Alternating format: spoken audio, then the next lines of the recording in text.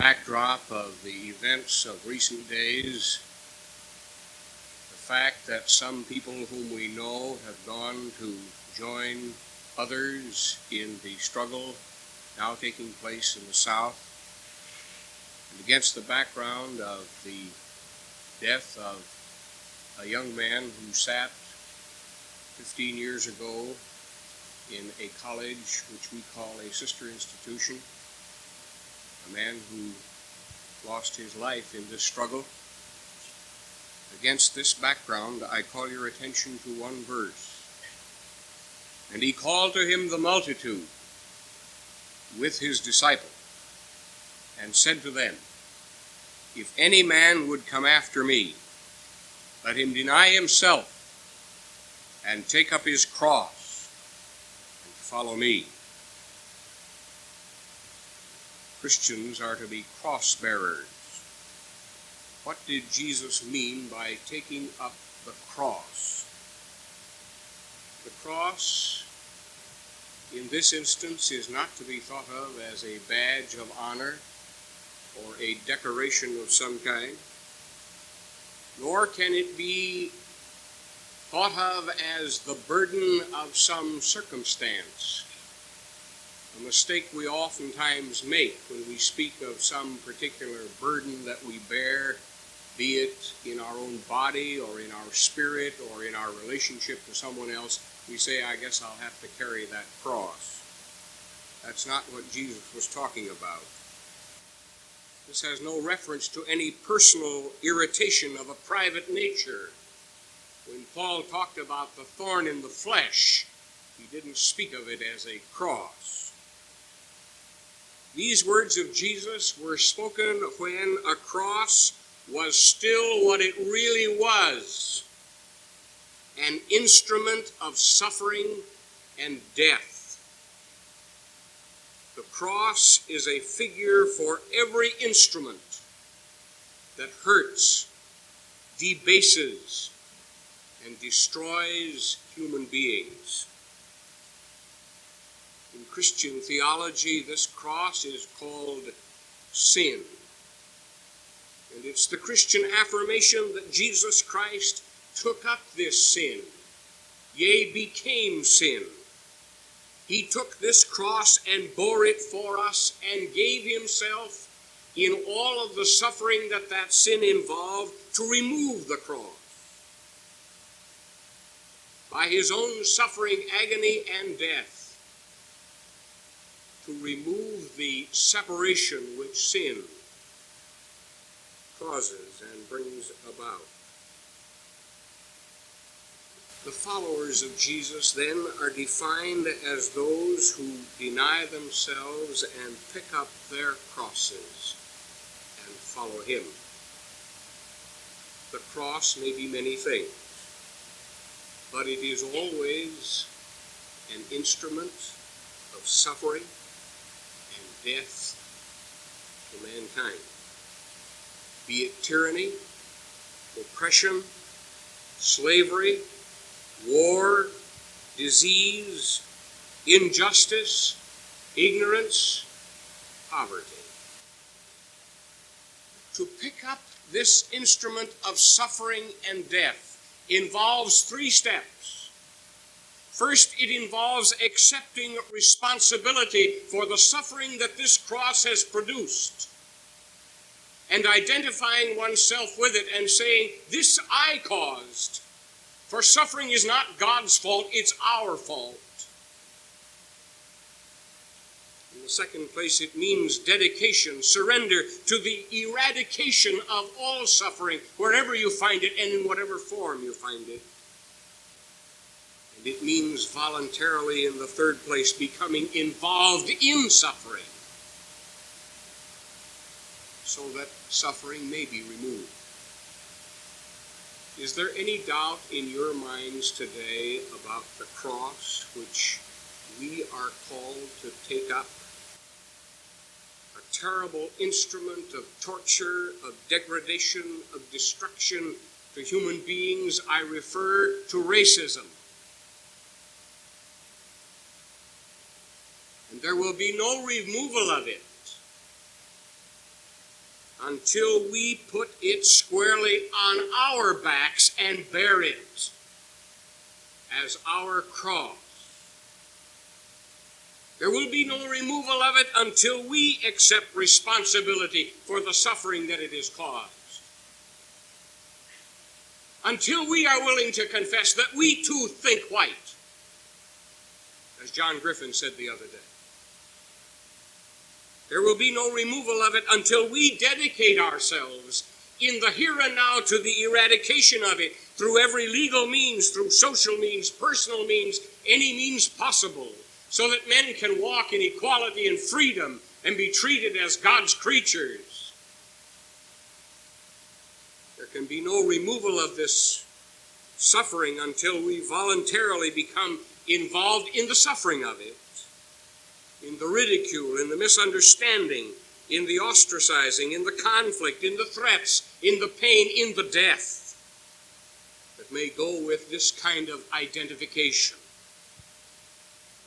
Last week we became aware of two cross bearers.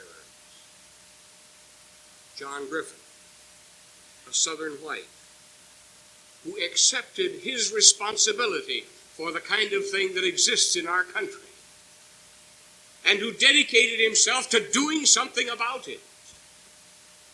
And in that doing something began to suffer along the lines of the little girl who was asked during the Second World War, the little colored girl, what would you do if you had the opportunity to inflict justice upon Hitler? And she replied, I would sew him in a black skin and let him live in a barrack. John Griffin was a sick man when he talked to you for an hour and 45 minutes. He had doctor's orders to be in two places, either on the platform or in bed. He's got a cardiac condition, he's a diabetic, he's full of tumors, and he's got a pancreas condition. He was released for 1 week to make this trip. I had a guilty conscience, even asking him to come to lunch. But I felt I was next to a man who had taken up a cross, who not only accepted responsibility and dedicated himself to the eradication of it, but was willing to suffer. Then we think of the Reverend James Reed, who too accepted responsibility, who too decided that he should do something about it. And maybe he decided in a chapel service down at St. Olaf College 15, 16, 17 years ago. I'd like to think he did. He was willing to suffer. And even though he didn't plan his martyrdom, that's the way it turned out, because he knew those were the risks involved. And out of that suffering, there can be new hope for the removal of the suffering caused by racial prejudice and injustice. This morning my concern is that this cross of racism shall not be only an academic matter at Augsburg College.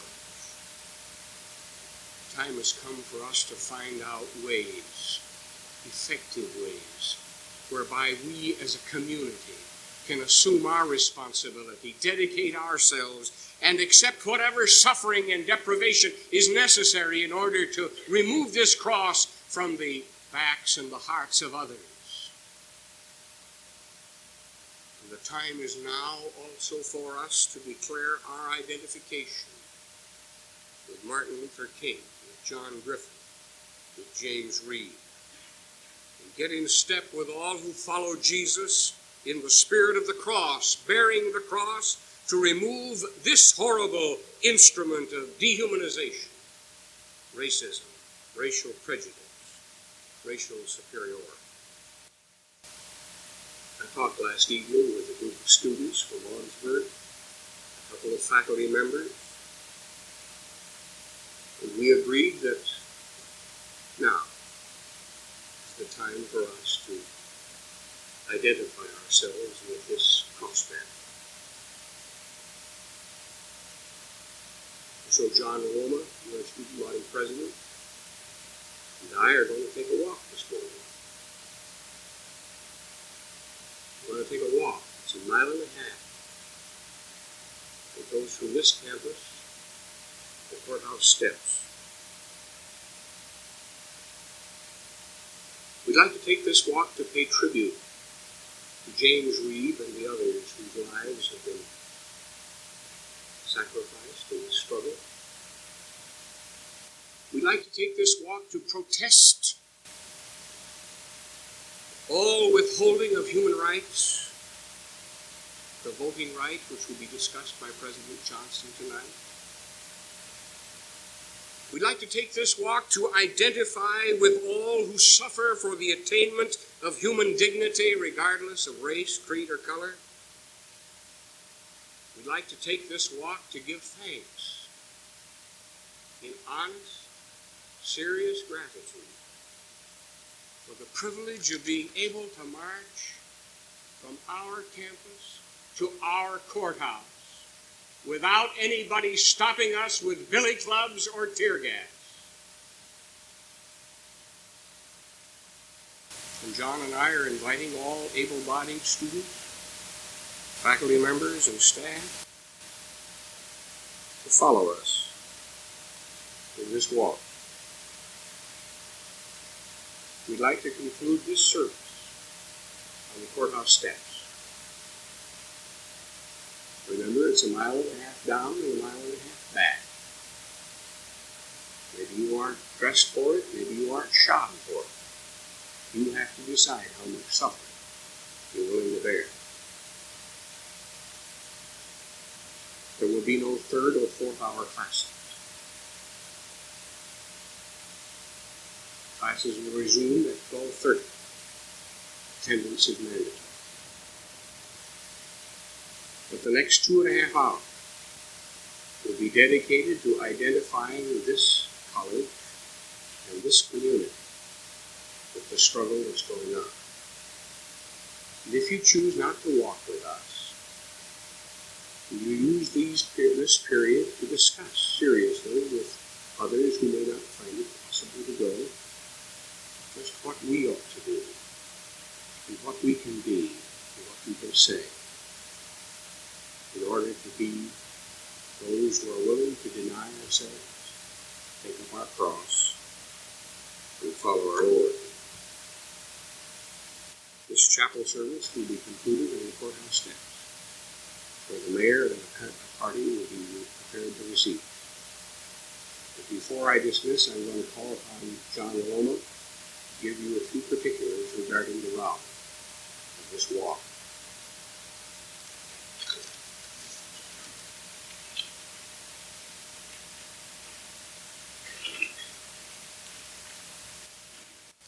Pastor Anderson has said we'll leave immediately. We'll ask the students and any of those who have books here to leave them inside Melby Hall. And we're going to follow the following route downtown to the courthouse. 21st Avenue through the quadrangle to 21st Avenue to Riverside. Riverside to 5th, and then 5th down to the courthouse. And we'll take 4th Street here.